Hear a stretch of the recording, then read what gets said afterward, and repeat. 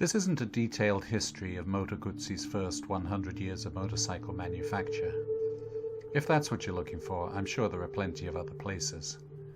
This is just a summary of my own experience and fun with Moto Guzzi motorbikes over the last little while. Compared to many, I'm a relative new boy. I drooled over their big V twins in the early 70s, but they were way out of my price league at the time. My own history with Moto Guzzis only extends back as far as 2008, when I bought my 1972 Eldorado, still my first choice for long rides to distant places. But there are many, many riders out there with decades of Moto Guzzi experience and hundreds of thousands of miles under their wheels. Whenever a new person shows up on one of the Guzzi forums announcing that they've just bought their first Moto Guzzi, it's almost inevitable that someone will say, "Be careful, they breed," or "It's impossible to have just one, you know. You'll need a new one, a Tonti, definitely a loop, and perhaps a single." I currently only have 3, but I've had as many as 6 at a time, all different and all wonderful in their own way. Unfortunately, you can only ride 1 at a time, and 6 is just too many.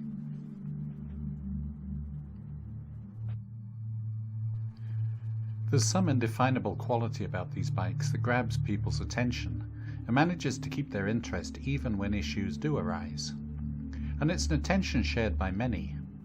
Few motorcycle companies can boast riders so willing to share their knowledge and expertise, but inevitably the jokes start to emerge. Moto Guzzi, going out of business since 1921.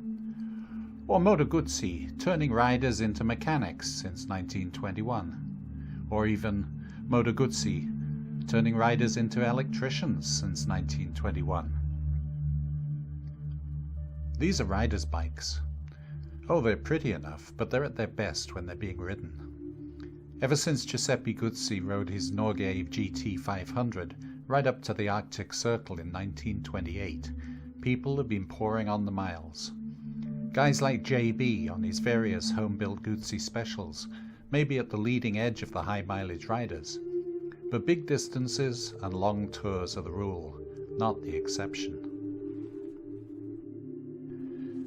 I don't currently have a modern Moto Guzzi. Don't get me wrong, the bikes are excellent, but whether it makes logical sense or not, probably not actually, I prefer riding the older ones.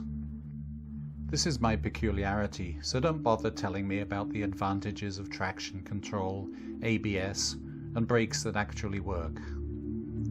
This 2007 Breva 1100 was the most up-to-date Guzzi in my garage for quite a while. It was an excellent bike, completely reliable and with fine performance. But after about 20,000 miles, I was ready for a change. So of course, I went backwards. This 2000 Quota 1100 ES should have been the perfect bike for the gravel roads I prefer, and in many ways it was. But I found that whenever heading out for a ride, I gravitated to one of the oldies, and the Quota lingered. So after 5 years and only 16,000 miles, I passed it on.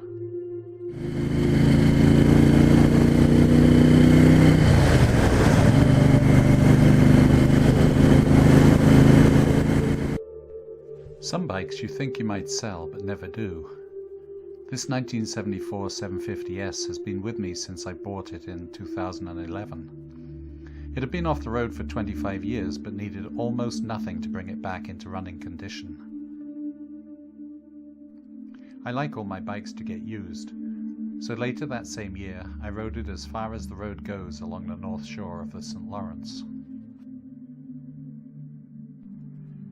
It's not the most comfortable bike for touring, but the engine is so delicious it's worth putting up with the discomfort. I don't ride it as much as I should, but I just don't seem to be able to part with it. Perhaps I will when I get old and useless. My foray into the world of Guzzi singles introduced a whole new meaning to the word speed. Let's be clear, the Nuovo Falcone doesn't have it. But it does have a relentless capacity for eating up the miles, and for a while became a favourite of mine for long-distance trips.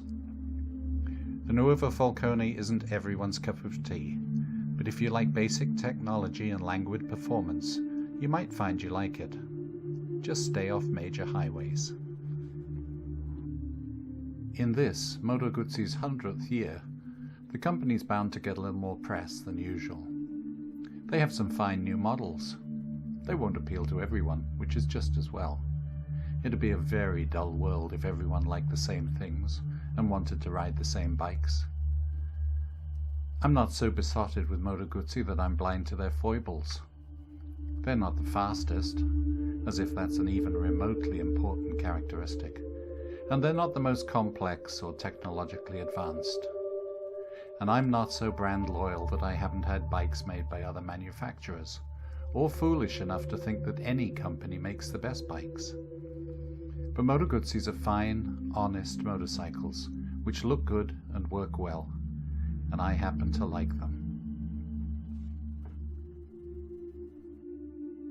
So here's to the next 100 years, hoping that current and future riders can get as much pleasure from the fine motorcycles from Mandello del Lario as I am.